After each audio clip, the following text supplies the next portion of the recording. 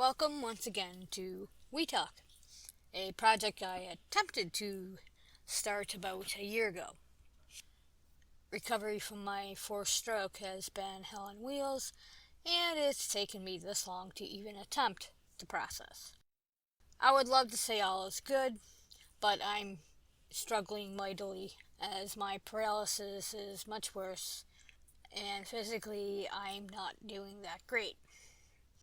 But I'm not here to whine about myself, as I basically just take one day at a time.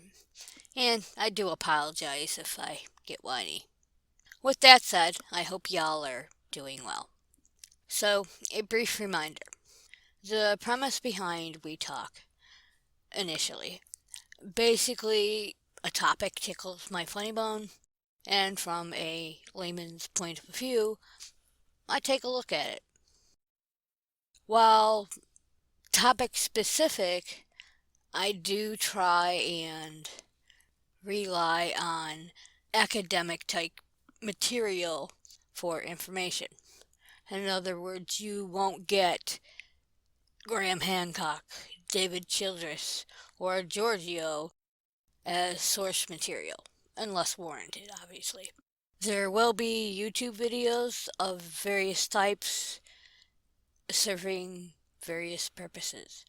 So, in the years that I've been following young Earth creationism, and yes, I used to be one, although I was not that hardcore as some of what we see today. One name continuously appears as the founder of the modern movement. That name would be Henry Madison Morris, who in 1961 co-authored The Genesis Flood with a John C. Whitcomb. As one of the co-founders of the Creation Research Society in 1963 and the Institute for Creation Research in 1972, Morris adhered to both biblical literalism and inerrancy. It has been said that the Genesis flood basically was largely a restatement of George McCready Price's book, The New Geology, which he wrote in 1923.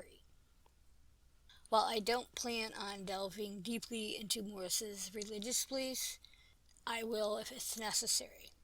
But it is important to note Morris helped create the modern school of thought of scientific creationism, based on his aforementioned beliefs. Scientific creationism opposes mainstream science regarding the history of the Earth and the universe. You can get a good dose of the type of thinking if you pay attention to Pelagia's work concerning AIG. Link will be in the description. What I find disheartening, many of Morris's past and present supporters find his impact in scientific creationism comparable to Charles Darwin and his impact in science.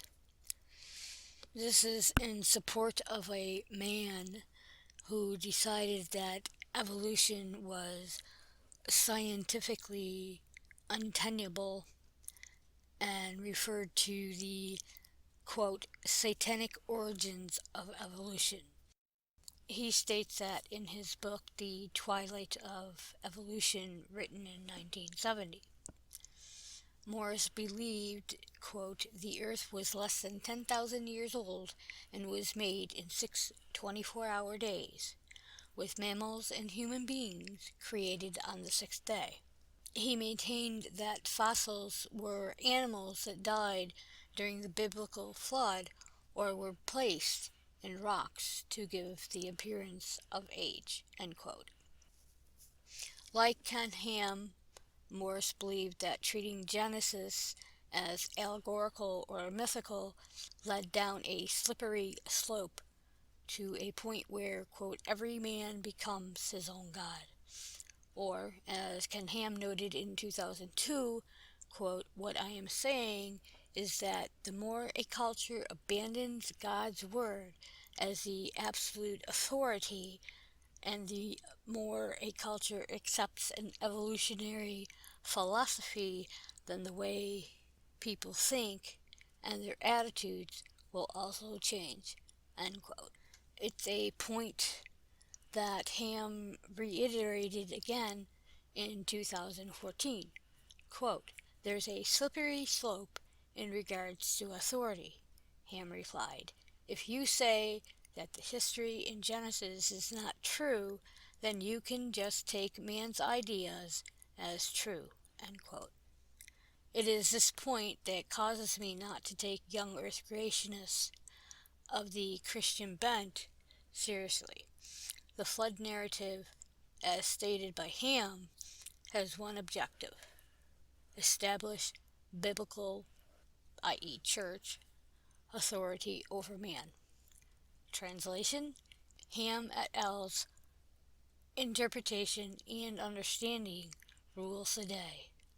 In other words, whatever the church states is true is true. If you want to get gay married, forget it. Catch my drift? And just a note before continuing. While he who shall remain nameless is a young earth creationist, I will not be including him or his views in this video. Plain and simple, I find the man a repulsive liar beyond the lying for Jeebus bullshit. And his current conduct is very, very cult-like. Add to that, numerous YouTubers have been covering his recent antics, so adding my voice is, in my opinion, just more noise. Now, there is one point I may take a look into just because I'm curious as to I'm going to call it an alleged rumor. I'm curious to see if it's actually true. But we shall see. So back to our regularly scheduled program.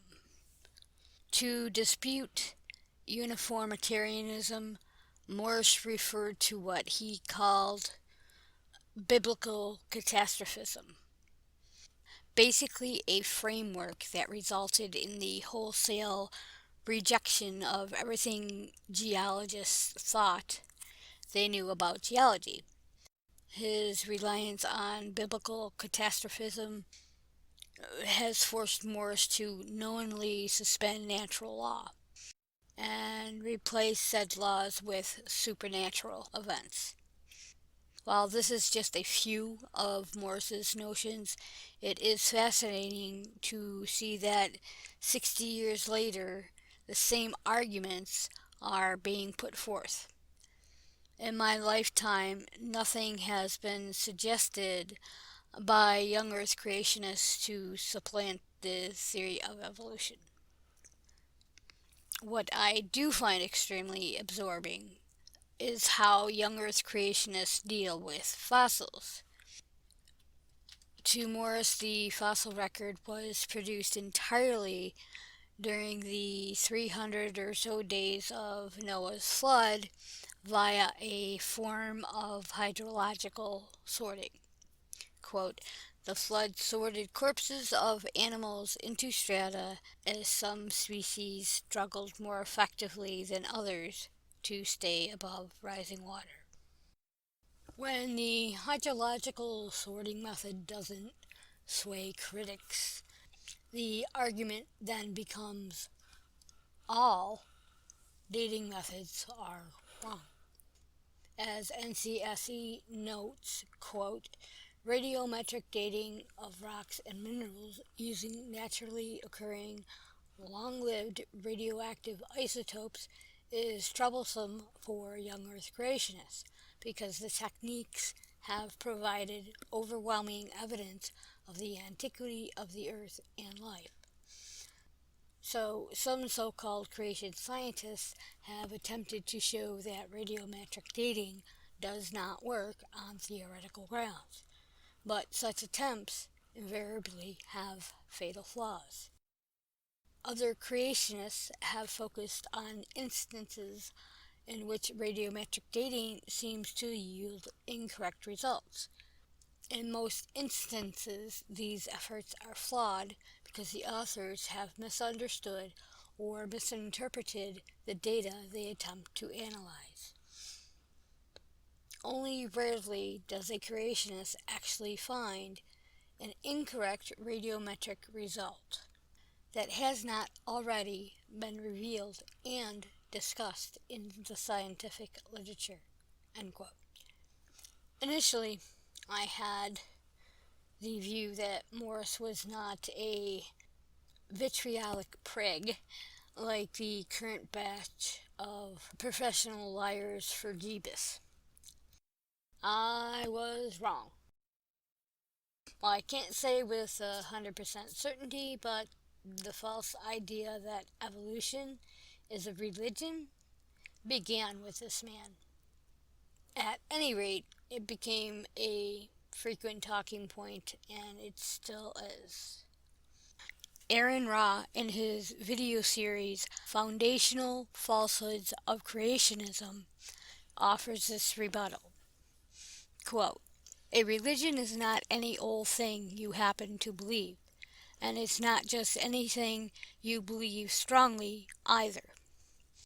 Every belief system which is commonly accepted as a religion by both its adherents and its critics is a doctrine of ritual traditions, ceremonies, mythology, and associated dogma of faith-based belief systems, which all include the idea that some element of self, be it a soul or a portion of consciousness or memories, etc., may, in some sense, continue beyond the death of the physical being. This applies to every religion and only to religion, but doesn't apply to evolution or atheists either, unless they happen to be druids or shaman or one of the other religions which don't happen to include gods." End quote. So with that in mind, what you will find in listening to Morris is a whole host of now current prats, points refuted 1,000 times. In fact, so rife with misinformation concerning the second law of thermodynamics, NCSE had this response. And simply put, evolving systems are not isolated. And if you listen to any guru wannabe and every creationist, young Earth primarily, they forget to mention that point. A point that they either forget or people like Morris ignore. While this trope is more prevalent with the likes of Ken Ham, the observational versus historical science canard can be heard in many of Morris's presentations. Sadly, my cat decided to delete all my bookmarks, so I don't have any specific video to point you to of a Morris talk, but be assured that it is there. And if you have time, go to YouTube and Google, go to YouTube and search for his videos and you will find it. Now, during his debate with Bill Nye, Ham stated this: "Public school textbooks are using the same word science for observational and historical science. They arbitrarily define science as naturalism and outlaw the supernatural. They present molecules to man evolution as fact. They are imposing the religion of naturalism / atheism on generations of students. End quote. The distinction is not real. Quote, all scientific hypotheses, whether observational or historical, are evaluated by their fit with what we observe. Scientists test out the implications of some hypotheses, and it's accepted, revised, or rejected accordingly. End quote. It is not, as Ham likes to ask, a were you there scenario. Now, Morris's verbiage may not be as precise, but if you listen to his presentations, it is there. Evolution is a worldview, or as Morris states, every subject is taught from the framework of evolution. No, it's not. I am so sick of this stupid notion. Evolution, just like the theory of gravity, is a scientific theory, not a philosophy. You rarely hear about a gravitational worldview. Converse with young Earth creation, it's pretty much daily. Listen to any YouTube video put forth by a young Earth creationist organization. Trust me, it's there. Quote, there are things that evolutionary theory does not do because of its nature as a scientific theory. It does not state anything about the existence or non-existence of a god or gods, despite creationist claims that it is inherently atheistic. While this claim is partially true, in that science itself is a study of the natural world and the proposition of naturalistic explanations for its function and existence, science actually makes no claims about the existence of a deity. Science works through observation of the natural world. Science cannot prove the existence or non-existence of a god, since, being supernatural, it is outside the realm of nature and cannot be observed, measured, or quantified. End quote. So, as you can see by the few examples I've mentioned, Morris is no better than what we got now. No better than Ken Ham, no better than Matt Powell, or his He Who Shall Remain Nameless guru, no better than, ICR, which is under different management now, no better than CMI, etc., etc. The list goes on. Eugenics, racism, and Hitler. Really, any perceived difference based upon survival of the fittest or social Darwinism.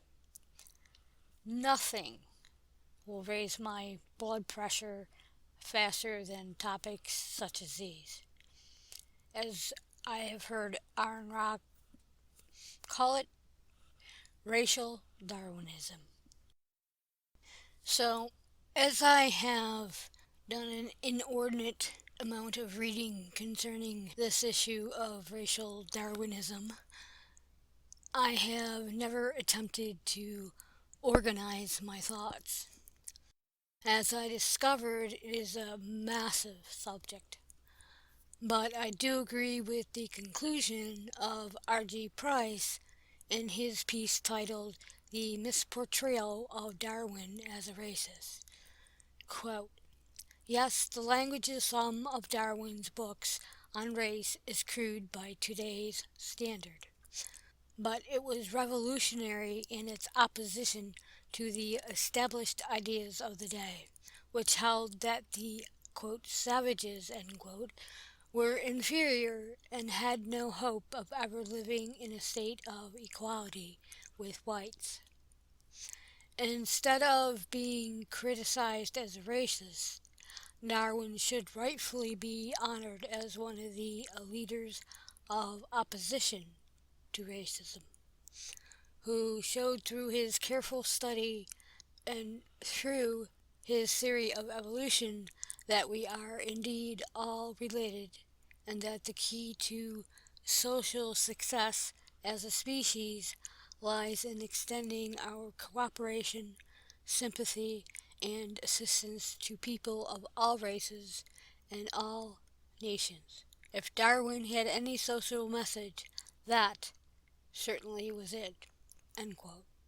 So I'm going to end this video and continue with at least one more, if not two, as I'm only 6 pages into my 25-page script,